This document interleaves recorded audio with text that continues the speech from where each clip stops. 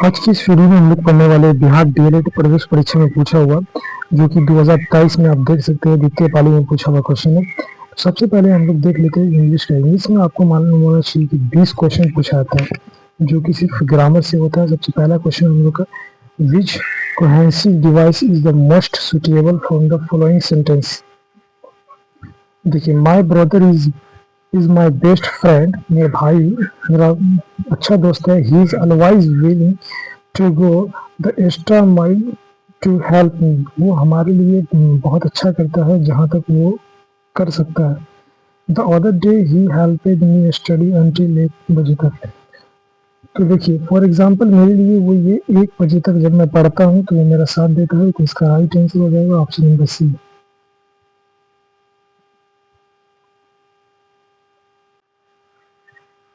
तो इसका right answer हो जाएगा option number C, for example. Okay, for example मतलब मिसाल के लिए मेरे भाई जो है जब मैं पढ़ता हूँ तो 1 बजे रात तक मेरा साथ देता है, वो मेरा बहुत अच्छा दोस्त है। दूसरा क्वेश्चन देखिए, तो fill in the blanks with the correct option. Each boy and each girl good. देखिए, जब भी कोई सेंटेंस ईच से जुड़ा हुआ है ना, तो वहाँ पे इज का प्रयोग होगा। ये याद रखिएगा, आराम से बन जाएगा। तो option number A is the right answer हो जाएगा। ठीक है, नेक्स्ट हम देख लेते हैं। Choose the correct phrase from the given option in make a conditional sentence. We we will not have breakfast if we arrive so late. अगर वो लेट आता है तो हम लोग नाश्ता नहीं कर सकते। तो option number B is the right answer हो जाएगा। तो नेक्स्ट हम लोग देख लेते हैं। Select the alternative which best express the meaning of the idiom phrase. A red letter day मतलब एक खास दिन। तो ये क्या हो जाएगा इसका, एन इम्पोर्टेंट डे। देखिए, इडियम फ्रेज से 2 क्वेश्चन आता ही है, तो आप लोग कम से कम 40-50 याद कर लेना चाहिए जो प्रीवियस ईयर में पूछा हुआ है। तो ऑप्शन नंबर हो जाएगा, अगर आपके पास वक्त है तो याद कर लीजिए, एन इम्पोर्टेंट डे। 2 नंबर आएगा। Which punctuation mark you use to express sudden change in the feeling और इमोशन। फीलिंग और इमोशन को जो डिनोट किया जाता है उसको डिनोट किया जाएगा एक्सक्लेमेशन मार्क। उसको ऐसे लिखा जाता है। क्वेश्चन मार्क होता है जैसे कि तुम क्या कर रहे हो, व्हाट आर यू डूइंग, तुम क्या कर रहे हो। कॉमा होता है वो इस तरह होता है, कॉमा। ठीक है, to separate item in a list. ठीक है, 2 इंडिपेंडेंट सेंटेंस को जोड़ने के लिए आता है सेमी कॉलन। ओके, तो वो इस तरह होता है, नीचे से ऊपर से बिंदु होता है, नीचे से कॉमा होता है, इसको बोलते हैं सेमी कॉलन। नेक्स्ट हम लोग देख लेते हैं। Fill in the blanks with the correct option. The lion sprung मतलब लायन जो है छलांग मारा। द प्रे अपने शिकारी पे, तो ये हो जाएगा अपॉन। ठीक है, अपॉन हो जाएगा option number C, D is the right answer हो जाएगा। नेक्स्ट हम देख लेते हैं। Fill in the blanks with the correct option. Correct option को चूज करना है। एडवाइजिंगली उन्होंने हमें एडवाइस दिया। ही गिव मी मनी, और वो हमें पैसा भी दिए, तो इसका हो जाएगा डिसाइड। ठीक है, डिसाइड हो जाएगा option number B is the. के अलावा वो एडवाइस देने के अलावा वो हमें पैसा भी दिया। तो नेक्स्ट हम देख लेते हैं। Select the alternative which best express the meaning of the idiom phrase. Selling in the same boat मतलब खतरे में होना, कहीं पे खतरे में होना। ये क्या हो जाएगा, लिविंग, क्या हो जाएगा, being in the same difficult situation. Okay, इसका हो जाएगा option number A is the right, being in the same difficulties situation. Next हम देख लेते हैं। Use correct punctuation mark in the following sentence for homework please read page 98। देखिए, वो बोल रहे फॉर होमवर्क, तो प्लीज रीड 98 टू 105। तो जब एक संख्या से गैप दे के अगला संख्या लिखा आता है ना, तो उसके लिए डैश का यूज होता है। किस चीज का यूज होगा, डैश। ऑप्शन नंबर ए हो जाएगा इसका right answer. Option number A is the right answer हो जाएगा। ओके, तो हम लोग का नेक्स्ट क्वेश्चन है। Fill in the blanks with the suitable conjunction. Suitable conjunction को चूज करना है। Over constant disagreement, we remained first friend. मतलब लगातार हमारे डिसएग्रीमेंट से होने के बावजूद, तो यहाँ पे हो जाएगा डिस्पाइट मतलब के बावजूद, लगातार। तो हमने सबसे पहले याद किया किसको, अपने दोस्त को। ओके, तो option number B is the right answer हो जाएगा। Complete the sentence using the appropriate option. each of 4 army soldiers was ready for the mission। Okay, तो इसका राइट आंसर हो जाएगा ऑप्शन नंबर बी। यहाँ पे वाज रेडी हो जाएगा। नेक्स्ट अपन देख लेते हैं, select the most appropriate option to change the sentence direct to indirect. Direct से ये स्पीच है, नरेशन, ये भी 2 नंबर का आता है। नरेशन बोल लीजिए, डायरेक्ट या इनडायरेक्ट स्पीच बोल लीजिए, दोनों बराबर ही होता है। ठीक है, Ramesh has not eaten breakfast till now. Ramesh अभी तक ब्रेकफास्ट नहीं किया। ही सेड, उन्होंने कहा ही, ठीक है, he said he told me that Ramesh यहाँ पे देखिए हैज है ना, हैज नॉट है तो यहाँ पे हैड में चलेगा, और टिल नाउ का हो जाएगा दैट टाइम। ओके, तो option number C is the. अब ट्रिक देख सकते हैं, पूरा क्वेश्चन बनाने की जरूरत नहीं है। ओके, ठीक है, आपको याद है तो आराम से कर सकते हैं। तो ऑप्शन नंबर सी करा। नेक्स्ट हम लोग देख लेते हैं, select the most appropriate option to change the sentence from direct to indirect speech. Nancy said we went for a summer trip last year. तो देखिए, जैसे ही लास्ट ईयर आपको दिखे क्वेश्चन में तो समझिए लास्ट ईयर दिखा तो यहाँ पे प्रीवियस ईयर होगा। ओके, वी वेंट का हो जाएगा दे वेंट हो जाएगा। ओके, तो option number A is the right answer हो सकता है, हो जाएगा option number A is the right answer. Last year क्या हो जाएगा, प्रीवियस ईयर। नेक्स्ट हम लोग देख लेते हैं, select the alternative which best express the meaning of the idiom phrase. Break का मतलब तोड़ देना, ठीक, किसी भी चीज को तोड़ देना। टू डिस्पर्स और डिजोल्व मतलब किसी भी चीज में नमक का पानी में घुल जाना, तोड़ के घुलता है ना, तो डिजोल्व हो जाएगा। तो option number B is the right answer हो जाएगा। नेक्स्ट हम लोग देख लेते हैं, fill in the blanks with the correct option। Sita as well as her sister। as well as sister, जब भी कोई सेंटेंस as well as से जुड़ा हो तो वहां पे is का प्रयोग होगा। तो option number B is the right answer हो जाएगा। नेक्स्ट हम लोग देख लेते हैं, complete the sentence using the appropriate option. He daily for he has been exercise. वो डेली एक्सरसाइज करती है, आज नया ईयर आया। देखिए, तो यहाँ पे हो जाएगा प्रेजेंट परफेक्ट कंटिन्यूअस टेंस का यूज होगा। He has been exercising daily for a new year. तो option number D is the right answer हो जाएगा। ओके, नेक्स्ट देख लेते हैं, a sentence has been given active voice out of 4 alternative given below। Select the one which best express the same sentence in the passive voice। Active में दिया हुआ हम लोग को, एक्टिव में दिया हुआ है, पैसिव में चूज करना। दे विल फॉरगेट इट, क्या दिया हुआ है, दे विल फॉरगेट इट। तो इसका राइट आंसर हो जाएगा it will be forgotten bye them. Okay, forget चले जाएगा फॉरगेटन में। ओके, तो इसका राइट आंसर हो जाएगा ऑप्शन नंबर बी। नेक्स्ट हम लोग देख लेते हैं, pick out the non finite verb in the given sentence. Non finite verb उसको कहते हैं जो टेंस के हिसाब से नहीं बदलता। ठीक है, he had seeing a child cry. Child का देखिए, जहाँ पे वर्ब 4 होता है ना, ज्यादातर वही होता है, क्या ज्यादा चांस होता है नॉन फाइनाइट वर्ब होने का। तो यहाँ पे सीइंग और क्राई हो जाएगा। ओके, नेक्स्ट हम देख लेते हैं, choose the correct phrase from the given option and make a conditional sentence. If he forget about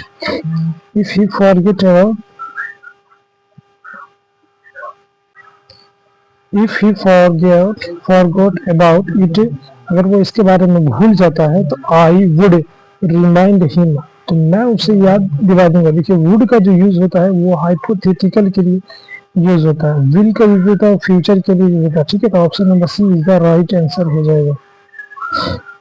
next हम लोग देख लेते हैं, pick out the non finite verb in the sentence given below. Having seen the movie before he did not go with friend। ये देखिए, having इसमें हो जाएगा डायरेक्ट, देख सकते हैं नॉन फाइनाइट वर्ड। तो हम लोग का इंग्लिश का तो मिल गया, गणित देख लेते हैं। देखिए एक फुटबॉल विक्रेता थोक विक्रेता से 36 कलम की निर्धारित दर पर खरीदता है। यदि फुटबॉल विक्रेता उन कलमों को 1% बट्टे पर बेचता है तो उसका प्रतिशत लाभ क्या होगा? तो इसका देखिए बनाएंगे तो बहुत लेट हो जाएगा, तो इसका 10% देख लीजिए, 10% इसका राइट आंसर हो जाएगा। नेक्स्ट हम देख लेते हैं, किसी आवृत्ति वितरण का बहुलक निम्न के सहायता से ग्राफ से निकाला जाता है। तो देखिए इससे क्या हो जाएगा, आयत चित्र से। थ्योरी है, आयत चित्र से थ्योरी भी पूछा है तो आयत चित्र से। रैखिक समीकरण y बराबर x द्वारा कौन सी बिंदु निरूपित? देखिए y बराबर x है तो मतलब x का भी 0 होगा और y का भी 0 होगा। ओके, तो यहाँ पे देखिए a है 0 है, a है माइनस है तो नहीं होगा 0। यहाँ पे a और a दोनों का सेम है तो option number C is the right answer हो जाएगा।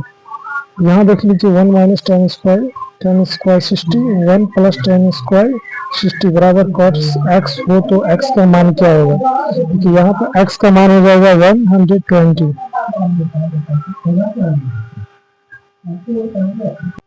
नेक्स्ट हम लोग देखे तो यूक्लिड के ग्रंथ द एलिमेंट्स में कुल कितने साध्य हैं? तो इसका हो जाएगा 465, 465। नेक्स्ट हम देख लेते हैं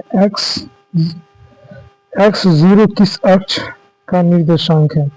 देखिए x का 1 हो गया और y का 0 है तो ये हो जाएगा x अक्ष का निर्देशांक, क्योंकि y पे तो 0 है, ये जाएगा x पे, तो option number C is the right answer हो जाएगा।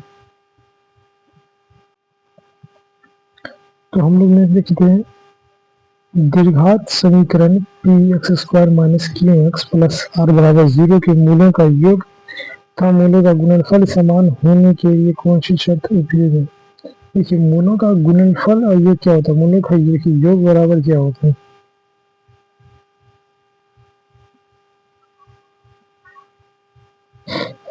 मूलों का जो योग होता है आपको मालूम होना चाहिए माइनस सी बाई ए होता है, माइनस बी बाई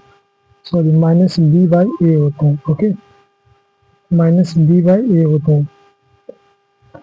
ये हो गया मूलों का योग हो गया। अब देख लेते हैं मूलों का गुणनफल, देख लीजिए मूलों का जो गुणनफल होता है वो c बाई ए होता है।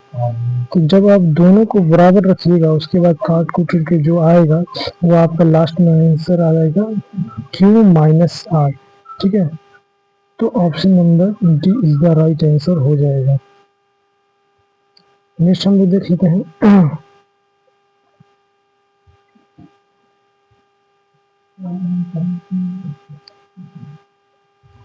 एक गोलाकार गुब्बारे की त्रिज्या 8 सेंटीमीटर से बढ़ाकर, देखिए इसकी त्रिज्या है, गोलाकार गुब्बारा है, उसकी त्रिज्या 8 सेंटीमीटर थी। ठीक है, 8 सेंटीमीटर से बढ़ाकर उसकी त्रिज्या हम लोग कर दिए कितना, सॉरी क्या किया, 8 सेंटीमीटर एक गोला, ये देखिए ये गोला 8 सेंटीमीटर इसका त्रिज्या हो गया। यहाँ दूसरा गोला हुआ जिसका त्रिज्या 8 सेंटीमीटर हो गया, इसका हो गया 12 सेंटीमीटर बढ़ा दिया। अब ये पूछ रहा दोनों मामलों में गुब्बारे सतह का क्षेत्रों का अनुपात क्या होगा? क्योंकि छोटा और बड़ा आर का स्क्वायर कर दीजिएगा तो निकल जाएगा। यहाँ पे 8 विक्टर 12 का स्क्वायर करके आप निकाल दीजिएगा तो ऑप्शन आ जाएगा आपका, ऑप्शन नंबर सी आ जाएगा। ठीक है, इसका राइट आंसर है ऑप्शन नंबर सी। हम नेक्स्ट देख लेते हैं, एक समकोण त्रिभुज का कर्ण 25 सेंटीमीटर और शेष दो भुजाओं में से एक दूसरे से 5 सेंटीमीटर लंबी है। अन्य दो भुजाओं की लंबाई क्या होगी? तो इसका हो जाएगा 15 सेंटीमीटर और 20 सेंटीमीटर, राइट आंसर हो जाएगा ऑप्शन नंबर बी।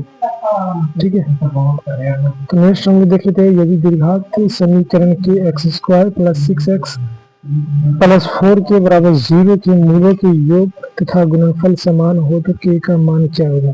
यहाँ पे भी देखिए उसी तरह का क्वेश्चन पूछा गया है, मूलों का योग तथा गुणनफल समान होता है। देखिए मूलों का योग क्या होता है, माइनस बी का ये हो जाएगा और गुणनफल हो जाता है सी बाई ए, होता है सी बाई ए हो जाएगा, तो माइनस बी बाई 2, देखिए माइनस 6 हो जाएगा माइनस सी, और ये का मान क्या है के, है ना, ये का मान क्या है। उसके बाद देखिए सी बाई ए, सी का मान 4 के दिया हुआ आपको, 4 के दिया हुआ ना, और सी बाई ए का मान दिया हुआ के, तो देखिए के से के कट जाएगा, उसके बाद -6 और 4 के, 4 के है तो के इधर चले जाएगा, -6 बराबर 4, 4 गुना में इधर आएगा, इधर आएगा तो भाग में हो जाएगा, तो ये कट जाएगा, 2 3 6, 2 दूना 4, तो -3/2 हो जाएगा, ठीक है, -3/2 ऑप्शन नंबर सी में दिख रहा, तो यही हो जाएगा हम लोग का आंसर। ओके, अब हम लोग नेक्स्ट क्वेश्चन देख लेते हैं। यदि बहुलक माइनस माध्यक बराबर 24 हो तो माध्यक माइनस माध्यक क्या होगा। देखिए बहुलक माइनस माध्यक यानी बहुलक 12 है ना, तो देखिए इसका राइट आंसर हो जाएगा, ये बहुत आसान क्वेश्चन है लेकिन यहाँ पे लंबा हो जाएगा इसीलिए नहीं बना है, तो option number A is the right answer हो जाएगा। 12 हो जाएगा। नेक्स्ट क्वेश्चन देख लेते हैं। 11/15 के दशमलव प्रसार क्या होगा, तो आप जब इसको भाग दीजिएगा, जब आप इसको भाग दीजिएगा 11 को 15 से, तो ये आसान तो होगा क्योंकि 50 पे आएगा तो फिर 45 45 5 बचेगा तो 50 50 आता ही रहेगा, 5 लाते आते 15 3 3 आता ही जाएगा, तो option number B is the right answer होगा। नेक्स्ट हम देखते हैं बहुपद x² माइनस 2x प्लस 1 का एक शून्यक होगा, तो इसका एक शून्य क्या हो जाएगा, option number A is the right answer हो जाएगा। Option number A is the right answer होगा। नेक्स्ट हम देखते हैं एक त्रिभुज का आधार 15 डीएम है और इसकी ऊंचाई 12 डीएम है। दुगुने क्षेत्रफल वाले एक अन्य त्रिभुज की ऊंचाई जिसका आधार 12 डीएम द्वारा दिया गया है, तो इसका क्या हो जाएगा, देखिए इसका आंसर हो जाएगा option number C is the right answer हो जाएगा। नेक्स्ट हम देख लेते हैं वाई एक्स एक्स पर वह बिंदु जो 6 3 और 3 6 को समदूरस्थ कर सकते हैं। समदूरस्थ करने के लिए आसान है, इसका x2 minus x1 y2 minus y1 से आप बना सकते हैं। यहाँ पे देखिए x और 0 हो जाएगा, ओके, यहाँ यहाँ हो जाएगा 3 और 6, यहाँ पे हो जाएगा 6 3। जब आप x2 माइनस x1 और y2 माइनस y1 पे बनाइएगा तो आपका बन जाएगा, तो इसका right answer option number A is the right answer हो जाएगा। ओके, नेक्स्ट हम लोग देख लेते हैं निम्नलिखित में से कौन सा समूह किसी त्रिभुज के तीनों कोण हो सकता है। ये त्रिभुज के तीनों कोणों का मान कितना होता है, 180 डिग्री होता है ना, 5 7 14 14 4 18, मतलब 180 डिग्री यहाँ मेरा पूरा ऑप्शन नंबर डी है। नेक्स्ट हम देख लेते हैं लंबाई एल और चौड़ाई डब्ल्यू के साथ एक आयत का परिमाप क्या हो जाएगा। हम लोग जानते हैं आयत की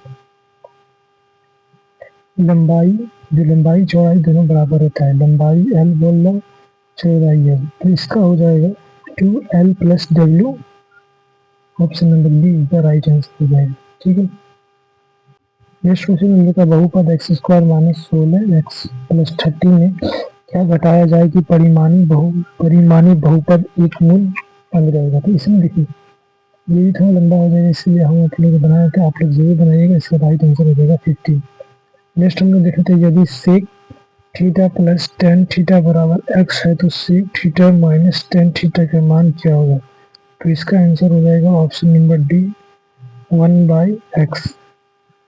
निम्नलिखित में से द्विघात बहुपद का व्यापक रूप कौन सा होगा, तो इसका हो जाएगा ax³ plus bx² plus cx plus d, तो ये हो जाएगा दीर्घात बहुपद का व्यापक रूप हो जाएगा, ऑप्शन नंबर बी।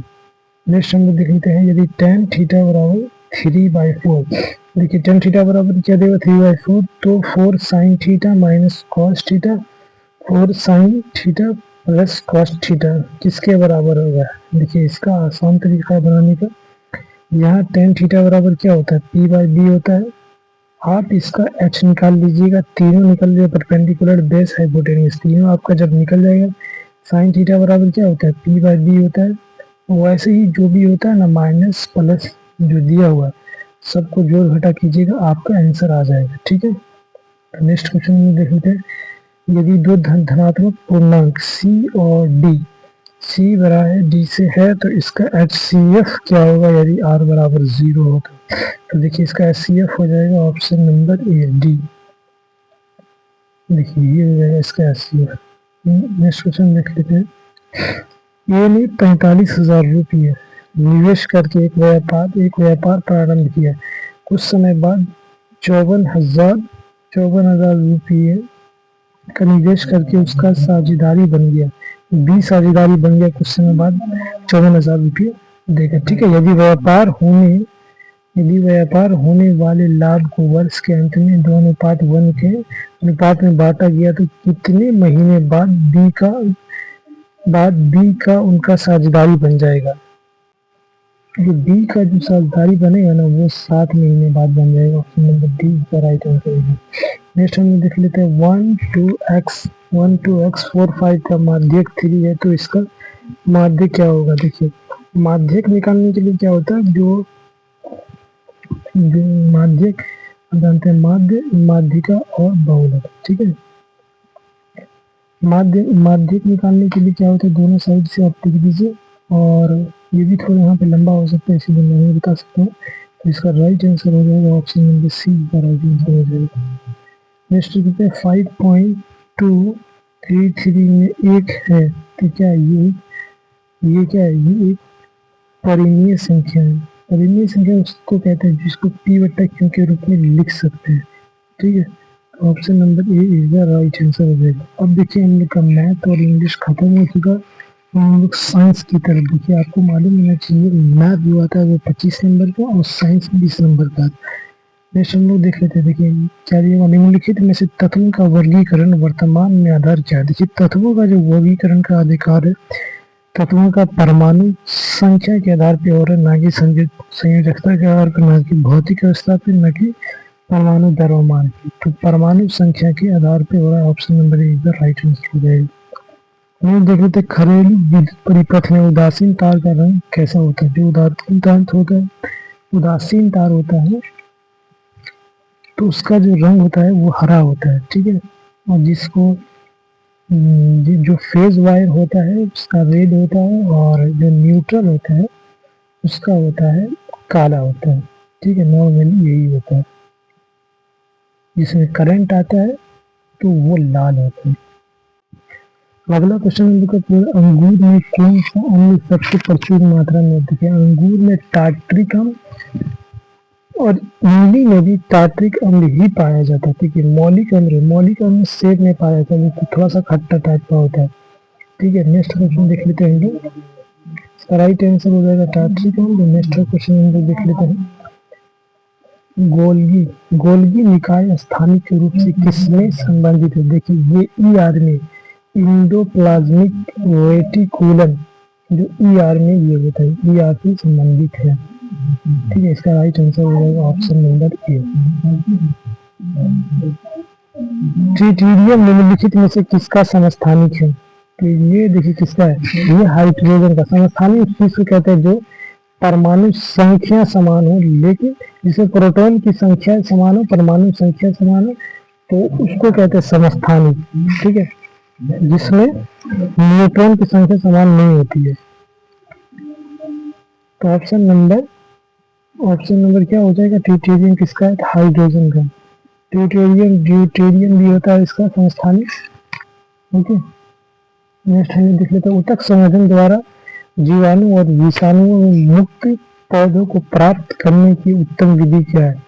देखिए उस ऊतक संवर्धन उस चीज को कहते हैं जो छोटे छोटे जो कली होता है उससे बहुत सारे पौधे निकालकर बागवानी लगाने में यूज किया जाता है। इसको हो जाता है सूक्ष्म प्रवर्धन में। Option number B is the right answer हो जाएगा, सूक्ष्म प्रवर्धन। नेक्स्ट हम देख लेते हैं। निम्नलिखित कथनों में से कौन सा कथन आवृत्ति का बेहतर वर्णन करता है। आवृत्ति आपको मालूम है कि HZ जो नॉर्मली हम लोग बोलते हैं, हिंदी में आवृत्ति क्या है। देखिए 1 सेकंड में पूर्ण किए गए दोलनों की संख्या, कुल संख्या जो भारत में होता है वो 60 होता है। अमेरिका में है क्योंकि वहाँ करंट का जो पावर होता है बहुत ज्यादा होता है, वहाँ मैक्सिमम 80 तक चले जाते हैं। तो ऑप्शन नंबर इसका हो जाएगा 1 सेकंड में पूर्ण किए गए दोलनों की कुल संख्या, ऑप्शन नंबर सी। नेक्स्ट हम लोग देख लेते हैं वाष्पीकरण की गुप्त ऊष्मा का उपयोग होता है। तो ये होता है क्वथनांक पर द्रव के कणों के बीच आकर्षण बल से निकलने से। तो ऑप्शन नंबर इसका सी हो जाएगा। नेक्स्ट हम लोग देख लेते हैं धंसा रंध्र वाला पौधा है, तो ये हो जाएगा नेरियम कनेर। ये हो जाएगा नेरियम कनेर। नेक्स्ट हम लोग देख लेते हैं पृथ्वी के वायुमंडल में पाई जाने वाली गैसों में नाइट्रोजन की मात्रा कितनी होती है? आपको मालूम होना चाहिए जो नाइट्रोजन होता है वो 78% होता है, ओके, और ऑक्सीजन 21% होता है। लेंस की शक्ति की इकाई क्या है? तो लेंस की शक्ति की जो इकाई है वो डायोप्टर है। डायोप्टर जो देखिए, डायोप्टर क्या होता है? 1/1/f। एफ जो है यहाँ पे फोकस दूरी को डिनोट करता है। नेक्स्ट हम देख लेते हैं बैक्टीरिया काई मॉस में कवक में पाया जाता है। तो इसमें देखिए कोशिका भित्ति की उपस्थिति होती है। आपको मालूम होना चाहिए जो कोशिका भित्ति होती है वो इंसानों में नहीं पाई जाती है, इंसानों में कोशिका झिल्ली पाई जाती है। नेक्स्ट क्वेश्चन हम लोग का किसी चालक तार से 2 मिनट तक 1 एम्पियर की धारा प्रभावित होने पर आवेश का मान होगा। देखिए तो इसका हो जाएगा Q बराबर IT, इसका फॉर्मूला है, यहाँ से आप आराम से बना सकते हैं। Q बराबर क्या हो जाएगा? IT। आई यहाँ पे इलेक्ट्रिसिटी को बता रहा है, टी यहाँ पे टाइम को डिनोट कर रहा है। तो इलेक्ट्रिसिटी यहाँ पे 2 मिनट में 1 एम्पियर है, टाइम यहाँ पे मिनट में दिया हुआ, तो हम लोग को सेकेंड में जरूर लिखना है, नहीं तो गलत हो जाएगा। तो 1 सेकेंड में 60 सेकेंड होता है, तो 2 मिनट में 120 सेकेंड, तो इसका हो जाएगा 120 कूलम हो जाएगा। ठीक है, तो option number D is the right answer हो जाएगा। नेक्स्ट हम देख लेते हैं सिरका किसका विलयन है? देखिए सिरका 5 से 8% एसिटिक एसिड का विलयन है, तो option number D is the right answer हो जाएगा। नेक्स्ट हम देख लेते हैं जनसंख्या में भारत की वैश्विक स्थिति क्या है? आपको मालूम होना चाहिए कि जनसंख्या में पहले भारत की जो स्थिति थी वो दूसरे नंबर पर, लेकिन अब पहले नंबर पे आ चुका है भारत जनसंख्या में। तो नेक्स्ट हम देखिए कल्पक्कम किसके लिए प्रसिद्ध है? देखिए कल्पक्कम जो है वो नाभिकीय ऊर्जा के लिए प्रसिद्ध है। नाभिकीय ऊर्जा उस चीज को कहते हैं जहाँ पे नाभिकीय रिएक्टरों से बिजली का उत्पन्न किया जाता है। आपको मालूम होना चाहिए नाभिकीय ऊर्जा से भारत में अभी 3% बिजली को दिया जाता है, सिर्फ 3% बिजली बन रहा है इससे, और टोटल भारत में 8 है। तो इसका ऑप्शन नंबर हो जाएगा नाभिकीय ऊर्जा के लिए। ठीक है, नेक्स्ट हम लोग देख लेते हैं 20 मीटर प्रति सेकंड की रफ्तार से एक सरल रेखीय पथ पर चल रही बस का त्वरण 4 सेंटीमीटर स्क्वायर है, तो 2 सेकंड के पश्चात इसकी चाल क्या हो जाएगी? तो इसका देखिए एक फॉर्मूला है, वहां से आप आराम से निकाल सकते हैं, v - u बराबर at। तो यहाँ पे u देखिए कितना दिया हुआ है, यहाँ पे 20 दिया हुआ, ओके, u दिया हुआ 20 दिया हुआ, ओके। और देखिए एक्सेलरेशन का ये को एक्सेलरेशन दिया क्या है, यहाँ पे 4 हो जाएगा, और टाइम कितना दिया हुआ देखिए 2 सेकेंड दिया हुआ है, तो यहाँ पे हो जाएगा 8। ये हो जाएगा v माइनस, यहाँ पे v माइनस में तो इधर आ जाएगा, क्या हो जाएगा प्लस में हो जाएगा, तो यहाँ पे हो जाएगा 20 है ना। v बराबर हो जाएगा 20 + 8 28 मीटर प्रति सेकंड हो जाएगा, जो कि ऑप्शन नंबर बी में दिख रहा है। ठीक है, नेक्स्ट क्वेश्चन हम लोग देख लेते हैं जीवन का भौतिक आधार क्या? देखिए 1967 में एक वैज्ञानिक थे, उन्होंने बताया था कि जीवन का जो भौतिक आधार है वो जीव द्रव है। जीव द्रव इसको कहते हैं जो कोशिका में एक गाढ़ा द्रव होता है, तो इसका राइट आंसर हो जाएगा ऑप्शन नंबर बी। नेक्स्ट हम लोग देख लेते हैं निम्न में से किस ईंधन को पर्यावरण स्नेही माना जाता है? मतलब पर्यावरण को बहुत कम नुकसान पड़ता है इससे। पेट्रोल से थोड़ा ज्यादा पड़ता है संपीडित प्राकृतिक गैस सीएनजी, यही है, सीएनजी से बहुत कम नुकसान पड़ता है। तो ये आप हर एक चीज में यूज होने लगा धीरे धीरे, काफी सारी जो गाड़ियां हैं तो उसमें लगने लगा, जैसे टेम्पो हो गया, कार हो गया, जीप हो गया, बस हो गया, ये बहुत सारी गाड़ी आप देखते होंगे मार्केट में, वो सीएनजी पे आने लगा। द्रवित पेट्रोलियम गैस लिक्विड गैस जिसको हम लोग खाना बनाने के लिए यूज करते हैं, तो इसमें भी प्रदूषण होता है। सबसे जो कम होता है वो सीएनजी में होता है। ऑप्शन नंबर बी हो जाएगा। नेक्स्ट हम लोग देख लेते हैं जी का वर्तमान मान क्या है। जी का देखिए कैपिटल जी जो है यूनिवर्सल पूरे यूनिवर्स में यूज होता है। इसका जो वैल्यू होता है 6.67 into 10⁻11 newton metre square kg square, और जो स्मॉल जी होता है उसका जो वैल्यू होता है 9.8 मीटर एंड स्क्वायर। ओके, तो मिलेंगे आपको नेक्स्ट वीडियो में। आज के लिए इतना ही। बने रहिए। आप मेरे चैनल पर रोज 2 वीडियो 2 प्रैक्टिस सेट पा सकते हैं और फ्री में चलेगा। Okay, thank you. सब्सक्राइब करें आप इस चैनल को।